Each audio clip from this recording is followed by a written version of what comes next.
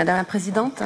Merci, Monsieur le rapporteur, pour ce travail titanesque sur ce dossier de la transparence de la publicité politique et merci aux autres rapporteurs fictifs pour cet excellent travail. Monsieur le rapporteur, nous sommes évidemment d'accord avec vous sur le point de permettre à ce que des prestataires de services européens puissent exercer en Europe. En revanche, ce dossier va trop loin.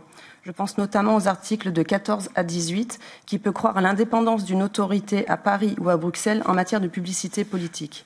Surtout venant de Bruxelles qui, rappelons-nous, il y a un an, a appelé à supprimer Noël. Je vous invite aussi tous à vérifier votre page Wikipédia. Même fausse, vous n'avez aucune possibilité de faire modifier le contenu. Ces fiches, ces classements sont, outre des usines à gaz, sont aussi des atteintes à la vie privée et peuvent induire faussement des élections. Voici pour résumer nos points de vue sur les amendements de compromis. Concernant l'article 7 et 7 bis, si nous ne sommes pas opposés à l'affichage d'informations, nous ne voulons pas que cela représente un surplus déraisonnable de charges pour les entreprises. À ce titre, nous ne voyons pas la pertinence d'avoir un avis de transparence en plus des informations affichées dans l'encart d'une publicité politique.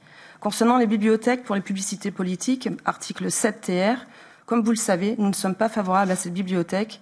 Sur un point plus précis, nous sommes opposés à la disposition prévoyant que les éditeurs de publicité politique auraient 24 heures pour mettre des informations requises par le règlement dans cette bibliothèque de publicité politique.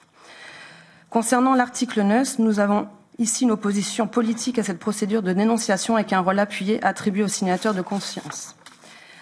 Nous sommes donc opposés sur la disposition prévoyant que lorsqu'une notification est faite dans le cadre d'un délai d'1 mois avant une élection ou un référendum, celle-ci soit traitée dans les 48 heures par les éditeurs de publicité politique.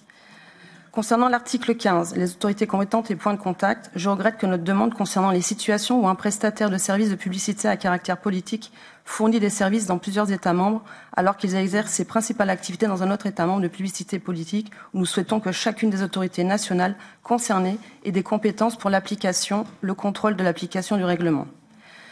Et pour finir, l'article 15, évidemment, le droit de déposer plainte, nous sommes contre cette disposition. Je vous remercie.